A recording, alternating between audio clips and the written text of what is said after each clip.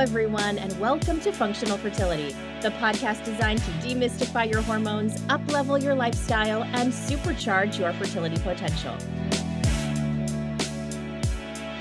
I'm your host, Dr. Kalea Wattles, and today we're exploring ways to support the health of our eggs and prepare for IVF with fertility nutritionist Angela Heap. With over 15 years of experience and a specialty in fertility in women over 35, Angela is a wealth of knowledge on the topic of holistic fertility. Welcome to the show, Angela. I'm so happy to be here. We eventually get to chat. I'm really excited about this. We've been chatting online for, I don't know, maybe years, trying to connect.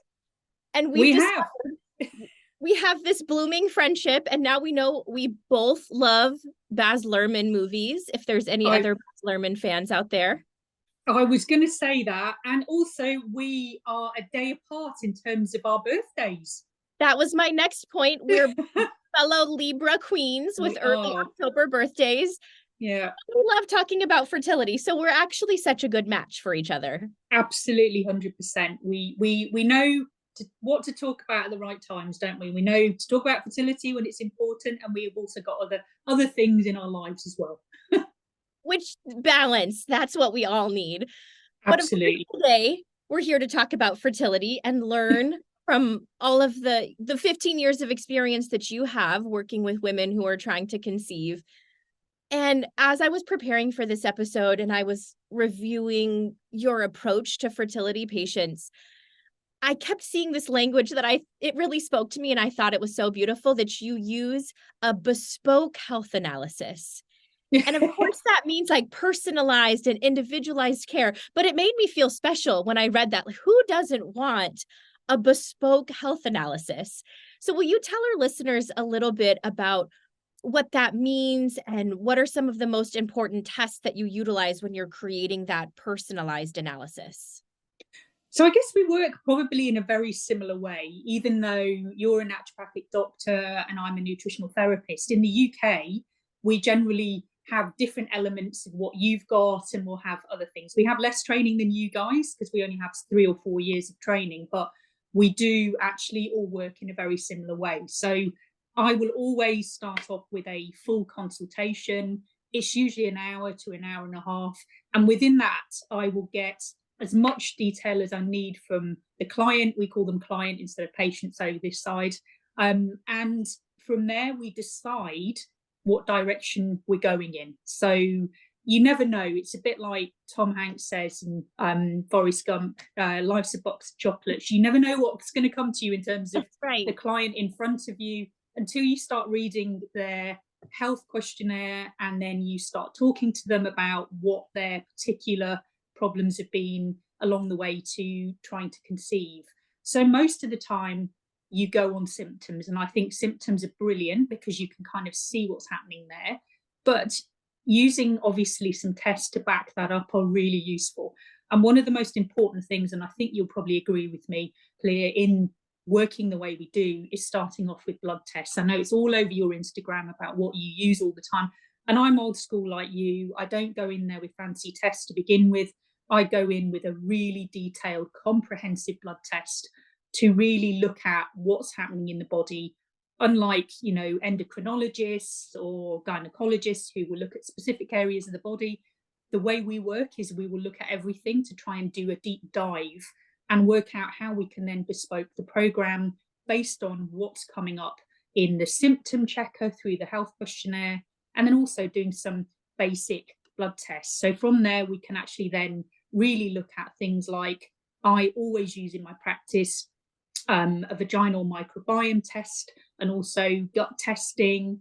And then also in many cases, I find that, nutrient deficiency is the core of what's happened in terms of the inflammation that's coming out in that particular person.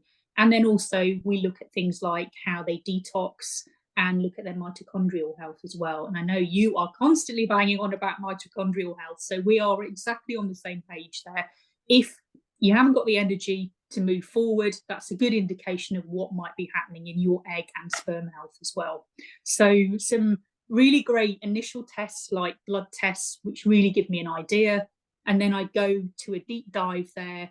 I always will look at a vaginal microbiome test, a gut test, and if we're working with the guys as well, which we should be, in all cases, I will look at a sperm test and a DNA fragmentation test, which looks at the actual DNA inside the head of the sperm there.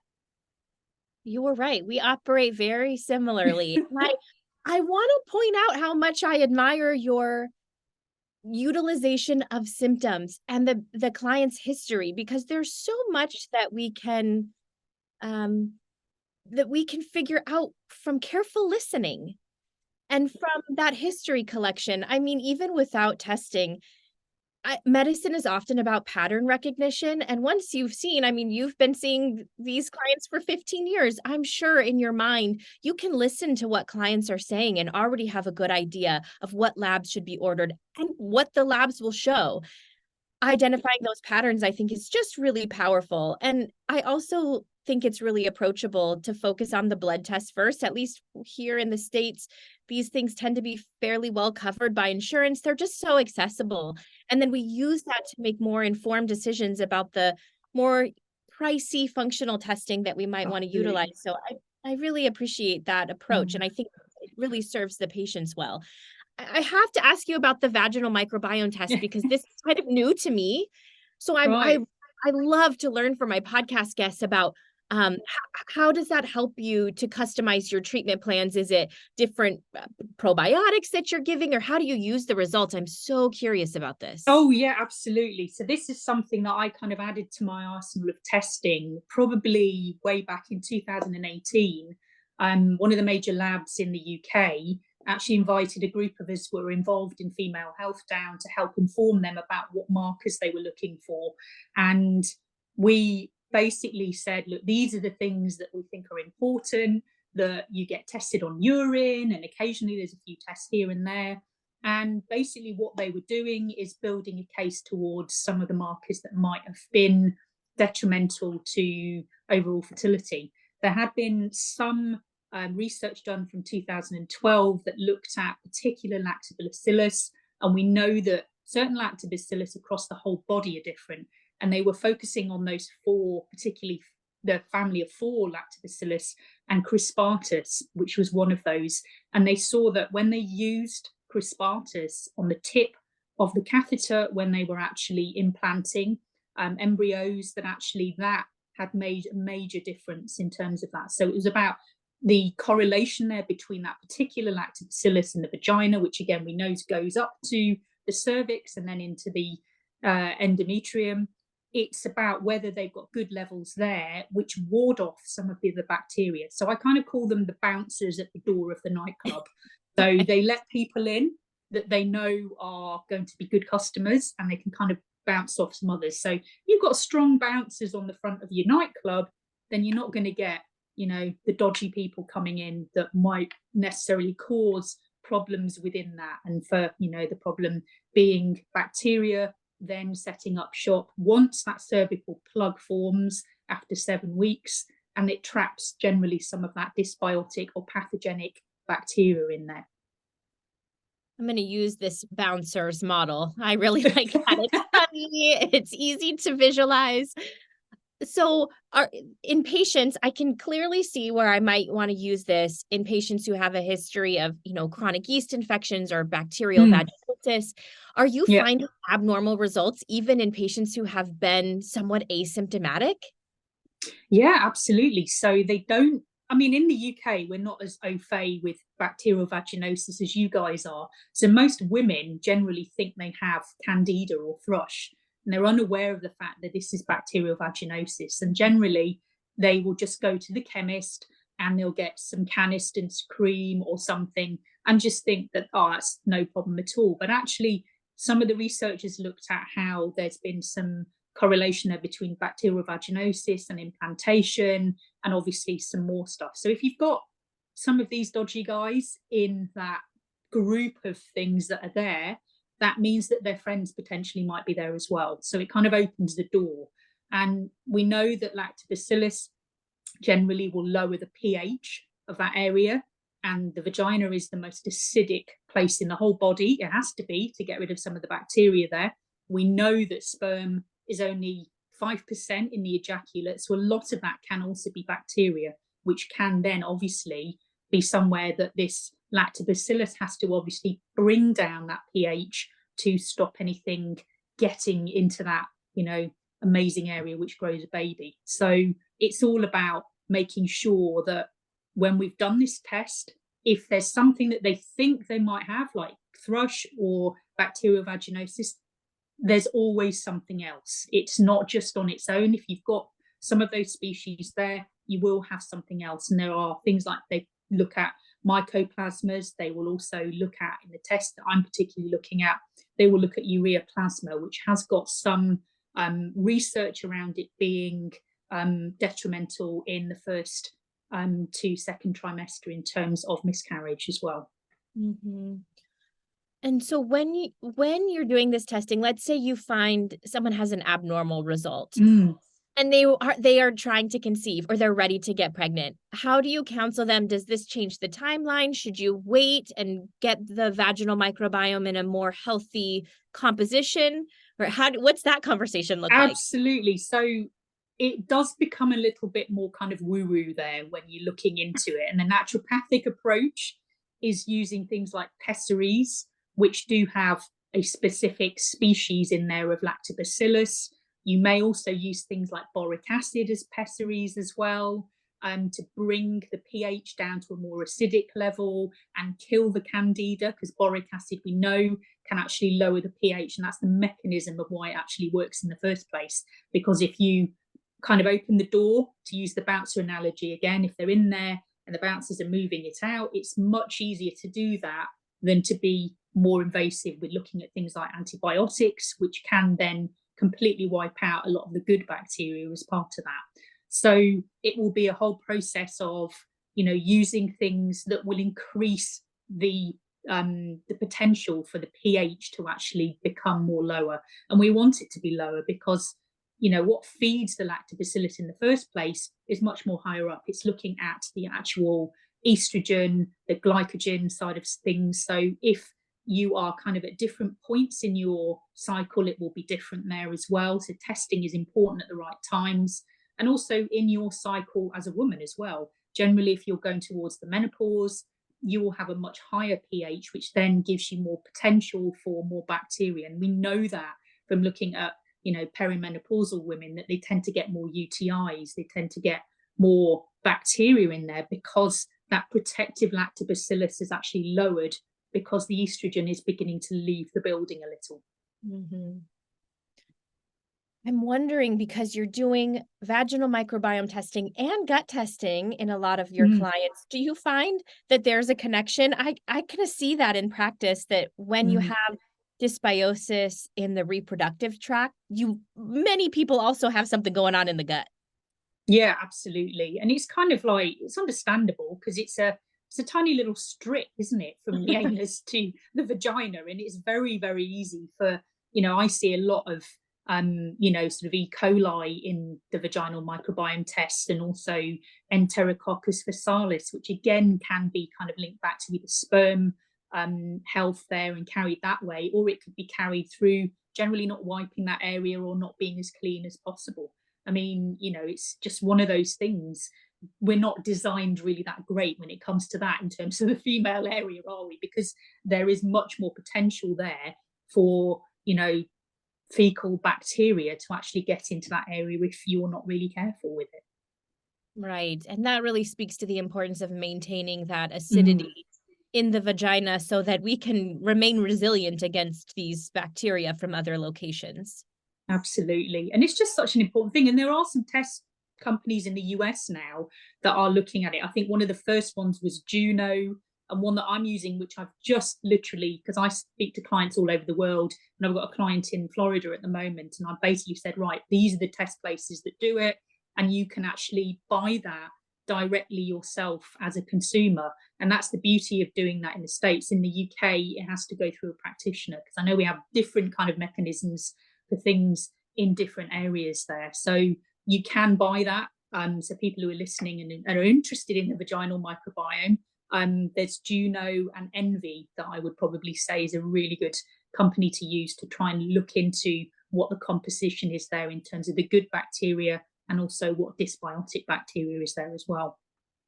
Beautiful. It's a this is what we do. It's a body systems approach that's looking Mm, outside just the reproductive axis, looking at the gut, like you said, micronutrients, looking at a person's entire body and how all of these systems are communicating. And I think that's the beauty of what we do. yeah.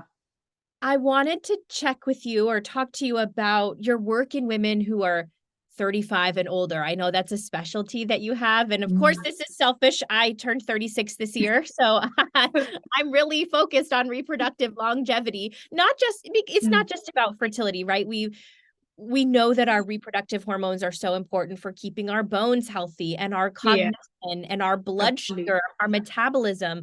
So I think it's about our ability to get pregnant when we want to, but it's also about preventing chronic disease and remaining healthy throughout our lifetime. So I'm wondering if there's anyone who's listening and maybe they're in their early 30s and they're not ready to have children yet, but they know they want children at some point. Do you have Mm. some advice for how we can cultivate or maintain longevity in our reproductive health so that when we're ready to conceive, our ovaries and our egg cells are still vibrant? It's a great question. I think that really kind of starts with, are we as women taking control of our own reproductive health by kind of looking at the cycle in its entirety? And I think there's a lot of, you know, Gen Z women now looking at coming off the pill, because I know when I was younger and I was at university, I was definitely on the contraceptive pill because I managed that whole part of things. But now, women are kind of going, hang on a minute, I'm fertile for 4 days of the month. You guys are fertile for 365 days of the year. Why am Right. I on the contraception? And I think that's really a conversation that starts the whole thing, because if you start to see where your hormones are going and whether there is any kind of, imbalance there that may have shown up, not shown up while you're on the pill, because literally your hormones are like that. There is no difference there. There is no ovulation. You don't see that lovely ebb and flow when you're on the contraceptive pill. So coming off that will give you an indication of where you are and where your kind of hormones are sitting. And if you are seeing some issues there that you may have before you're going on the pill, they'll be right there when you come back off them until we kind of remedy that situation. So if you are thinking about your fertility long term, whether you're in a relationship or not, it's worth kind of having that conversation with yourself saying, am I on this just to kind of help make things easier? Or is this actually masking something for me? Or was it a reason I went on, for example, because I wanted to sort my skin out? If I'm thinking about these longer term things, if I'm getting to 30 and whatever, maybe having that conversation about why you're actually using the method of contraception you are. And then maybe if you're coming off the pill, looking at starting to track your cycle. I think that's one of the most important things, understanding your cycle, the different phases, where you're productive in those different phases of your cycle, when you ovulate, and some of those signs. Because one of the first things I know as a practitioner, when people come to me and say, oh, I've just come off the pill, when I get really younger women, they literally have no clue about this cycle. And we've got this incredible thing going on in our body as women, and we literally have no idea how to manage it or what's happening at any time. I've had clients come to me and say, oh, I've seen this really weird jelly stuff in my pants, and I was like, that's a really good sign. And they're just horrified by it. They're like, oh, what is this? I wiped and it was really strange, and I haven't had that because I was on the pill for 10 years. And I really love educating people around that and empowering women and saying, look, these are some amazing signs. It's not gross, it's actually something really healthy, and it's a good sign for you to understand, and taking them through that as part of their empowerment as a woman understanding their body. So yeah, absolutely, from a functional perspective, looking at your body, you can look at how your cycle works and look at your means of contraception. If you've not come off that yet, it might be worth looking into it, and generally living a little bit more of a healthier life, because I know when people generally tend to be at universities or when they're in their 20s up to their 30s, they push life to the limits. They're out drinking, they're eating junk food, they're staying up late, And I think it's about, maybe slowing all these down a little, not completely stopping them, because our bodies are a little bit easier to cope with these things, but sleep, a healthier diet, and exercise and movement. And those are the three pillars I generally look at for anyone giving advice to people in their 30s that wants to live a healthier life, really. And that will reflect in your fertility, because your fertility generally is a reflection of your overall health, And if that overall health isn't great, the fertility is the canary in the coal mine, really. It tells you, that things aren't going well and you need to maybe adjust things a little. That's where we come in to help restore that foundational health, right? Yeah. You reminded me, I had a friend text me the other day, and she's reading the book, Taking Charge of Your Fertility, which many of us Mm, are familiar with. yeah. And she's reading about cervical mucus. And she's texting me like, why am I in my 30s and I'm just now learning that this is a thing? Yeah. And touched on that. And it's no one talks to us about it. We didn't No. learn in our sex ed at school. And our Mm, maybe my mom, my mother certainly didn't talk to me about it. no. So where are we going to find this? And I guess that's why we do what we do. But this Mm, is knowledge that we deserve and that mm, can empower us to make decisions about our reproductive health. And so I'm so glad that we're having these conversations in a public forum where someone will mm. hear it and it will ignite this spark to learn more and this curiosity. So on this path of, women who are in their 30s and they want to support their fertility, I always talk about the role of inflammation and oxidative stress and how these things can kind of drive aging in our ovaries and our reproductive system. Will you talk to us a little bit about the role of nutrition and how nutrition can protect our egg cells from the effects of things like oxidative stress? Yeah, absolutely. And I kind of really pair this back to people to help them understand it a little.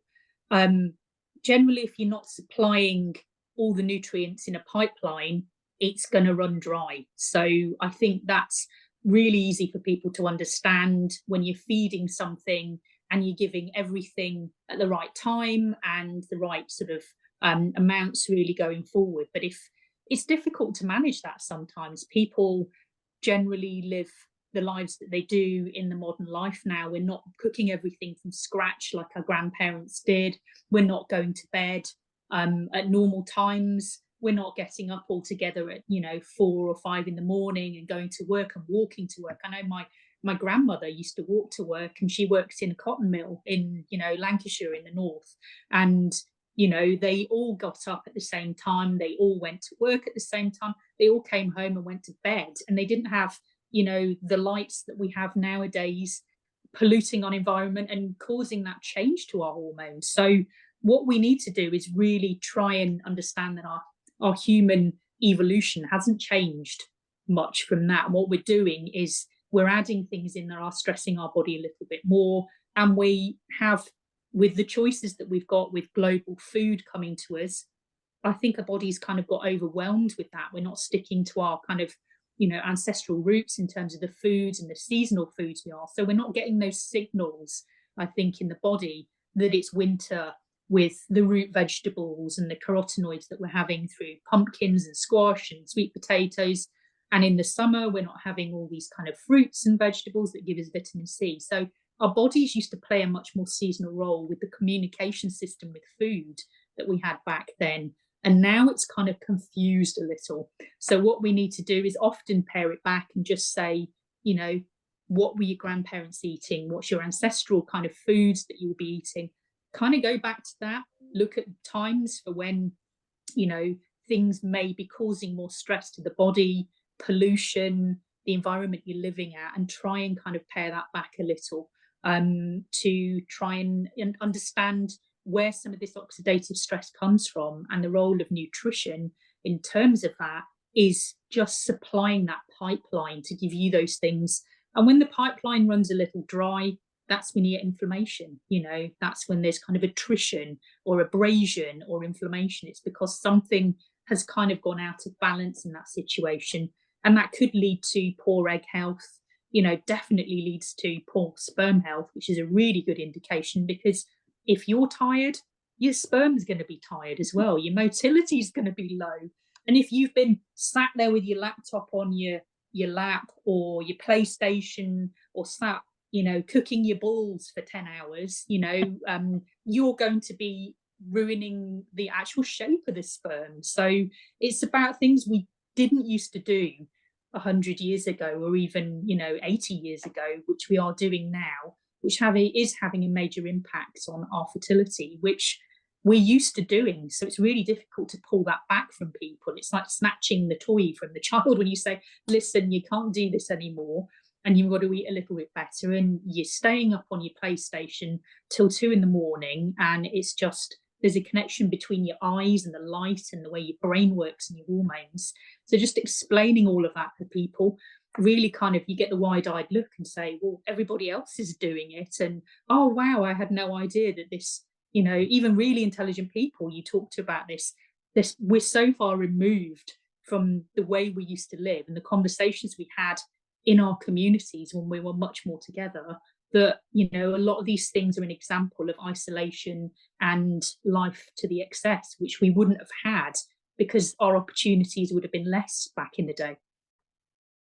Earlier, we were talking about my somewhat recent move to the countryside from a big city, and where there's just less stimulation and less light pollution, and it's just a slower pace of life. You grow your food, you get your food from your neighbors, you're more connected to the culture and the community and the people around you. And not saying that everyone needs to like pack up and move out of the city and live this country lifestyle, but I love this idea of returning to your ancestral roots and slowing down and focusing on those foundations of health. I think that's really powerful. And it's a goal I've had for myself. And obviously, we're all a work in progress, and it's not a perfect system, but I really resonate with that goal of reconnecting to that part of us.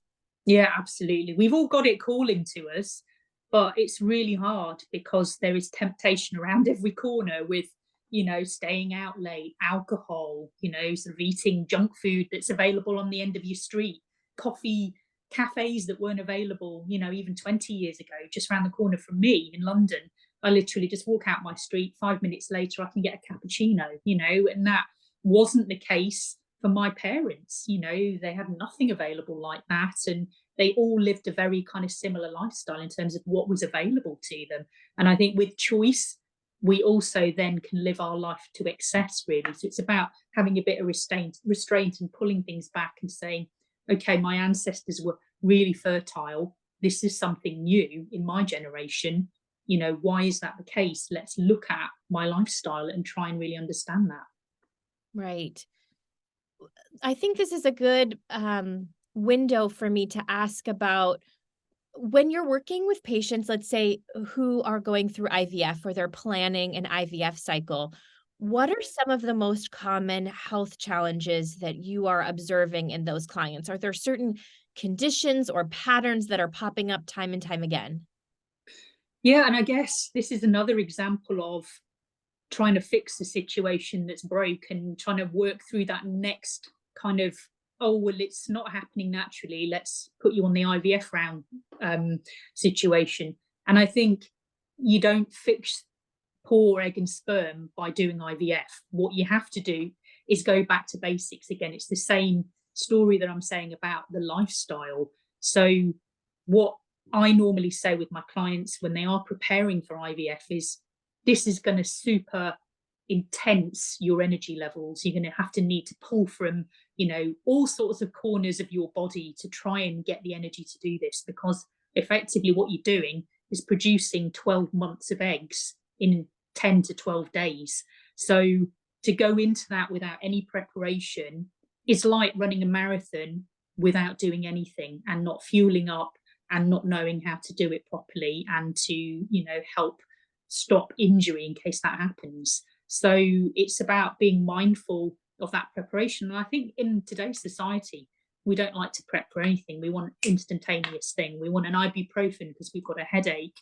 We want to, get somewhere fast. So the government puts in a fast train that gets you, somewhere in half an hour when it used to take 2 hours to get there. So I think we're used to that kind of approach. And it's really difficult to kind of pull the reins back on that situation. And I think, if we had that conversation more at media level and at, larger society, that you have to prepare yourself and your body to get into a better state of health if you are going to then go down the IVF route, would be my idea of a really good situation happening when clients come to me and say, I've been doing 2 month preparation and it hasn't worked. And these are the things I've done. And I tick down the list and go, great, you've done all the things I would have done with my normal clients.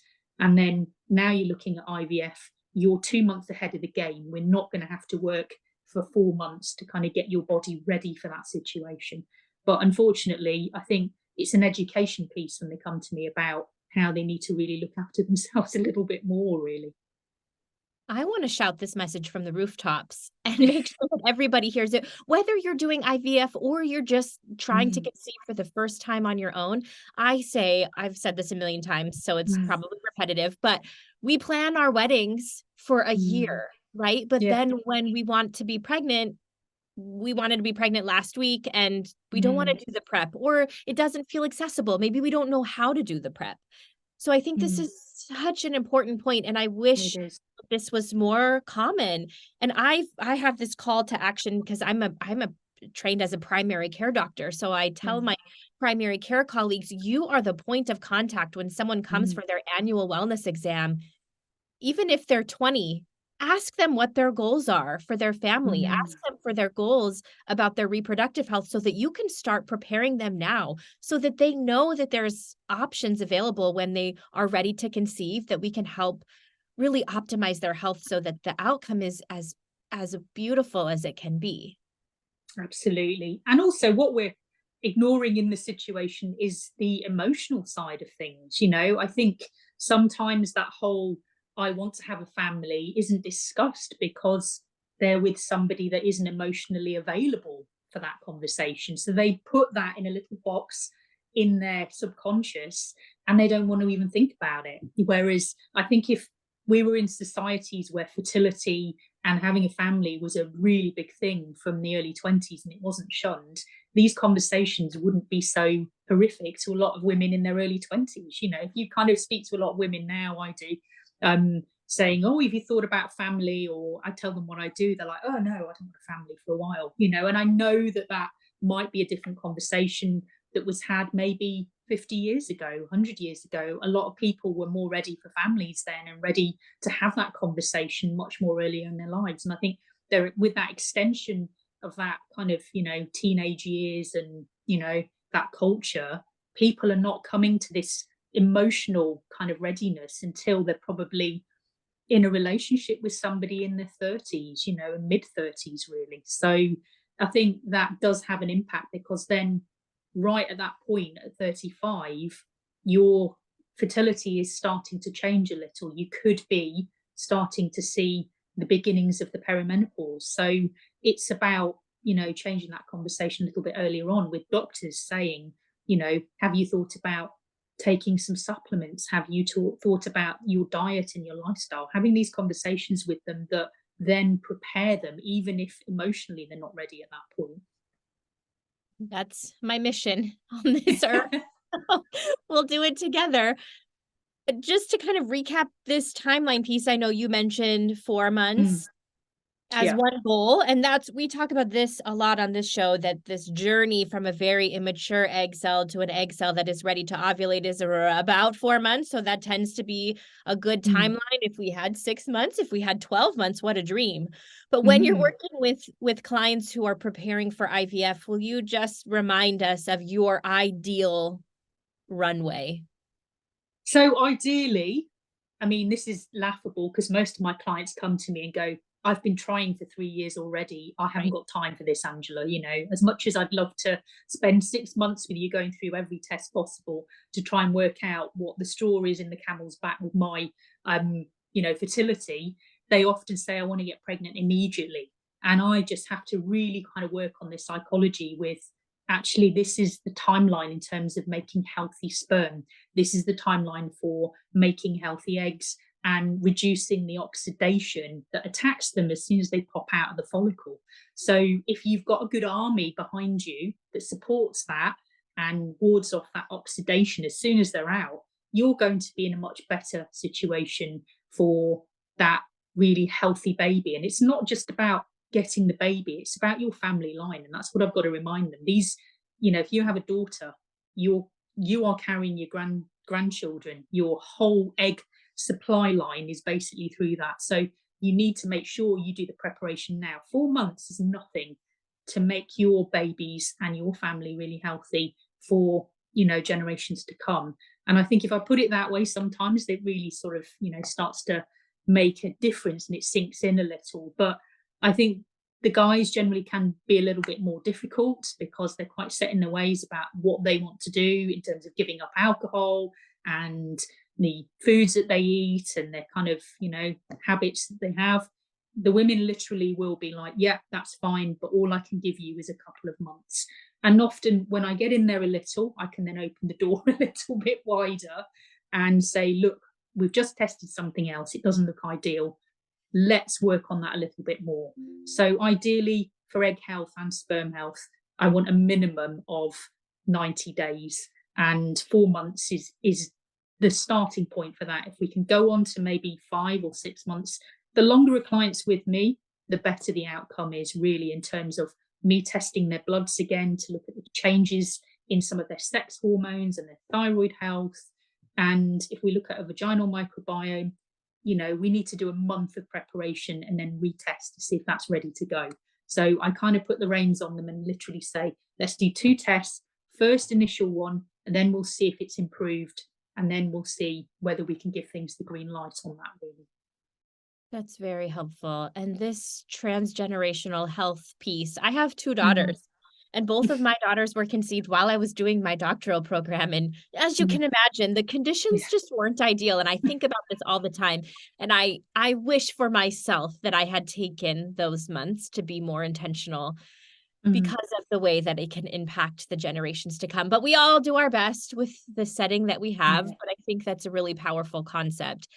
We've Mm. talked about the prep piece, but I also wanted to briefly touch on what clients might do in terms of nutrition, let's say after they've had an embryo transfer and now they're in their Mm. the dreaded but also beloved 2-week wait. Are there some recommendations that you have for that population? Yeah, absolutely. So it's trying to avoid um, basically any oxidative stress and making sure that you are upping your protein levels. I know over this side of the pond, they're really keen to get you to have a pint of full fat milk, which drives me nuts because it's probably one of the biggest intolerances that most people I know have is casein, lactose, and whey. So getting them basically on a pint of full fat milk during that preparation when they're going through the IVF, and then saying, just make sure you're healthy afterwards, is about as good as the IVF clinic's advice is on how to sort their diet out. But for me, it's about focusing on, things that boost up progesterone, which is going to be the hormone that really helps support that implantation and helps the baby to grow, and also things that help the liver to detox a little. Mm-hmm. So lots of green cruciferous vegetables, lots of carotenoid strong vegetables, so the orange ones that we talked about before, which are really good for building progesterone up, and B6. Lots of things like meat. Red meat is quite demonized in a lot of cases, and a lot of my clients come to me and say, oh, I don't eat red meat, thinking they're actually appeasing me and making me feel better about the situation. But I'm really keen for people, because basically red meat has CoQ10 in there, which is really important for supporting mitochondrial health. Energy is what you need to grow that baby in the early stages, with folate and with choline as well. So, really keen for people to eat lots of eggs to support that choline production, and, lots of folate to help with that cleavage of folate, really. So really important to get a kind of rainbow of color there, with the purples, the reds, the oranges, and the greens, and just making sure that you're having at least 10 varied vegetables and 2 fruit a day, preferably the berries, because they have a lot of antioxidants in them. The more sour they are, the better for you. And just working on ticking off how you're eating on a daily basis. Put it up on your fridge. tick how many vegetables you've had and go, oh, do you know what? I've had the same squash that I've been using in the fridge for the last 3 days. Let's change that up a bit. Let's have some sweet potato. Let's have a different kind of pumpkin that might be a little bit different from that, and just mixing things up. And that's why having things like organic veg boxes are really good, because they're seasonal and they'll give you different things every week. So it's about using your creative thought and changing what you're eating, and not being kind of, set in your ways about the 3 meals that you rotate on a weekly basis, and just going, do you know what, I love that meal, but I need to start looking at my recipe list and adding some of these vegetables. And that's what I do as a practitioner. I give them a list, a traffic light list of things that are good for fertility. And I say, just make a meal with a combination of these things together, and just, here are some recipes which have them in, but that's really up to you to start being more creative, because that's where it comes from. If I start dictating to you, you're going to be sending me texts in the supermarket saying, is this okay to eat, Angela?